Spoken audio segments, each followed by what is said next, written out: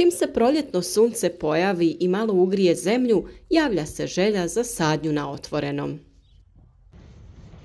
Ali prije toga, još tokom februara i marta, bilo je dosta posla.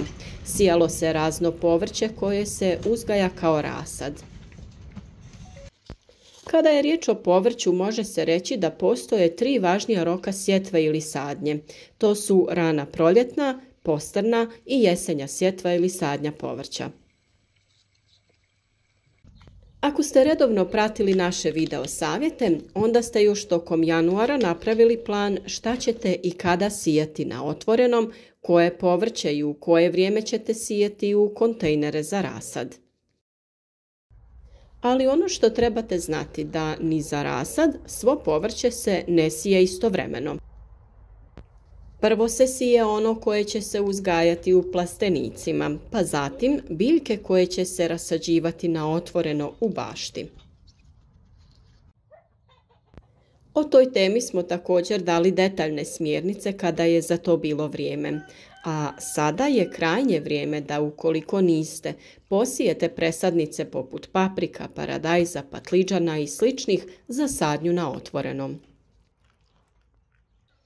S obzirom da skoro svaka povrtna vrsta traži određenu temperaturu za nicanje, rast i plodonošenje, te osvjetljenost, valja napraviti dobar raspored sjetve. Pa krenimo redom. Kalendar radova smo naravno objavili još u januaru, a prema njemu po mjesecima možete isplanirati radove u vrtu. Također, važno je napraviti pravi plodored za uzgoj povrća, o čemu smo također govorili. Za sve vas koji ste možda te savjete propustili, link za pojedinačni video ću staviti u opisu ovog videa. Prije sjetve, najvažnija stavka za uzgoj bilo kojeg povrća jeste priprema zemljišta, pa ćemo to zajedno odraditi u jednom od narednih video savjeta. Osigurati našim biljkama hranjiva za početni rast i razvoj pri obradi zemljišta.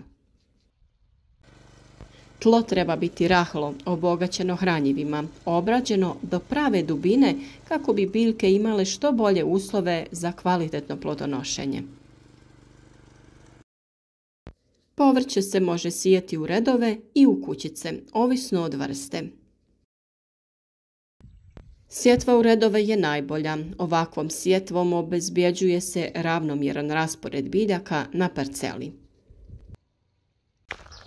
S druge strane, u kućice se sije povrće kao što su krastavci, lubenice, dinje, boranija, grašak, bob i slični, a pruža mogućnost da se sije na tačno određeni razmak u i između redova. A sada možemo već nazvati neki suvremeni način sjetve vezan je samo za proizvodnju rasada, a to je sjetva u kontejnere, čaše ili neke druge posude. Dubina sjetve je vrlo značajna za sigurno i pravilno nicanje.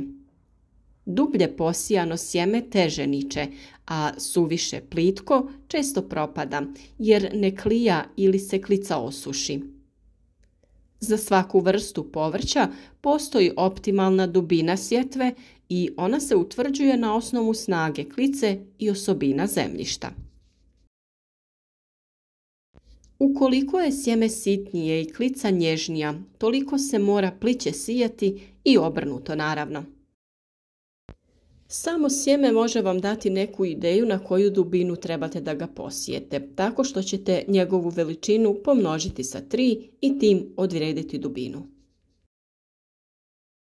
Povoljna vlažnost zemljišta omogućuje pliću sjetvu. Na lakim, rastresitim zemljištima sije se dublje, jer u površinskom sloju takvih podloga postoji izraženo kolebanje vlage.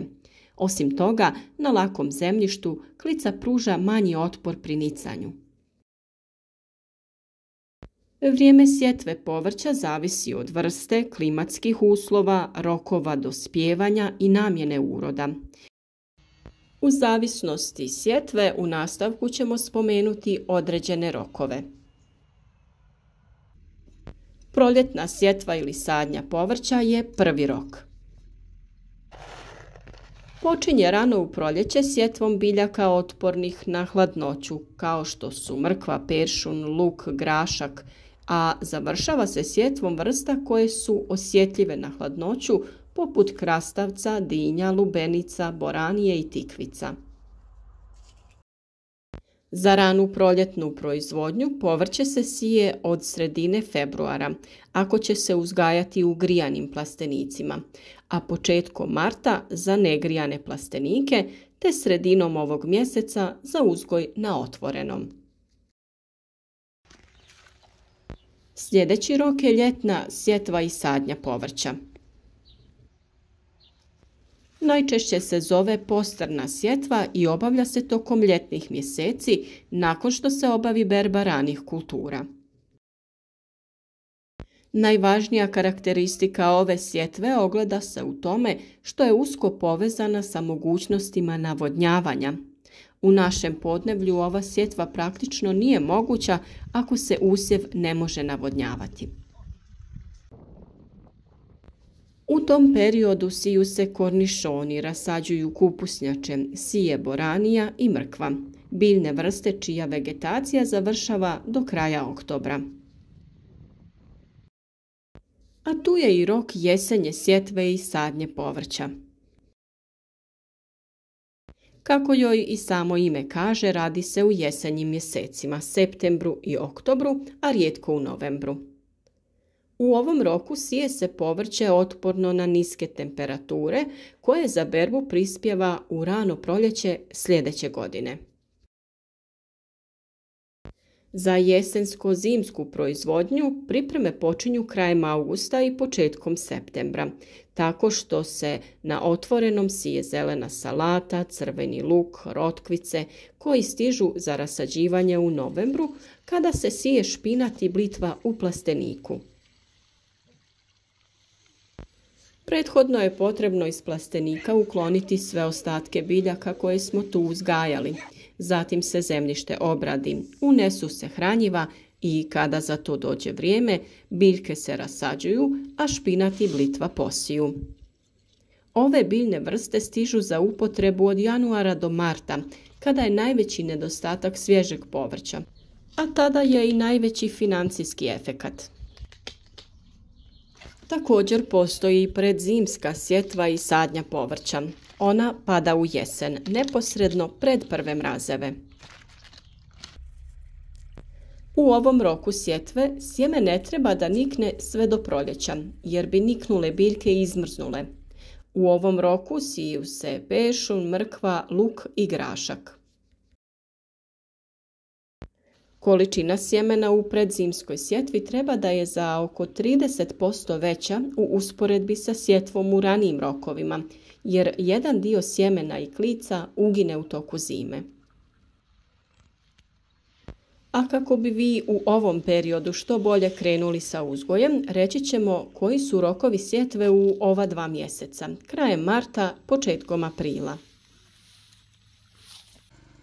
U zavisnosti od vremenskih prilika, u proljeće u bašti se najčešće sije i sadi povrće koje je otporno na mraz, koji je dosta čest u ovo doba godine. Tako se u martu siju špinat, blitva, luk, mrkva, grašak, celer, salata, rotkvice, peršun, pastrnjak. Krajem marta i početkom aprila trebalo bi posijati kelj, kupus i korabu. U prvoj polovini aprila trebalo bi da se završi sjetva graška, mrkve i poriluka. Također, u zavisnosti od temperature, u martu mogu da se rasade karfiol, koraba, blitva i kupus. U drugoj polovini aprila sije se kukuruz šećerac, krompir za jesenje vađenje, celer, grah, cikla, paradajz i paprika.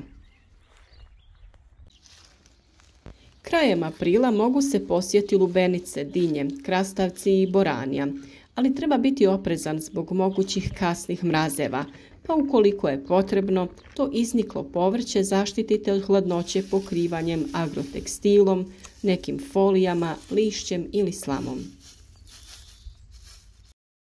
U Upravo zbog tih mogućih mrazeva sa sadnjom rasada osjetljivih povrtlarskih biljaka kao što su paprika, paradajz, patliđan i tikvice, trebate sačekati do početka maja, pa čak i polovine maja u nekim krajevima. Niske noćne temperature im ne prijaju i mogu ozbiljno da im naštete. Ovo važi i za krompir koji je poslije nicanja osjetljiv na niske temperature. Radi lakšeg planiranja sjetve i sadnje možete sebi sačuvati ovu tablicu i onda ćete uvijek imati pri ruci koju biljku trebate u koje vrijeme da posijete ili presadite. Mi smo dosta biljaka jako rano posijali, već polovinom februara. Sada već imamo lijepo razvijen luk, grašak, mrkvu i krompir koji polako niče. Tu je i dio luka koji smo posadili u jesen i salata, koji su zajedno izdržali sve zimske nepogode. Oni se nalaze u našim izdignutim gredicama koje smo sada popunjavali sa sjemenom drugih biljaka poput mrkve, rotkvice, poriluka i sličnih, te ćemo tako kroz cijelu godinu uvijek imati neke usjeve u našim gredicama. Družite se s nama u narednom periodu i u pravo vrijeme odradite potrebne poslove kako bi ostvarili što bolji uspjeh. Podržite naš rad sa lajkom, podijelite video sa prijateljima na društvenim mrežama kako bi i drugi imali koristi od naših savjeta.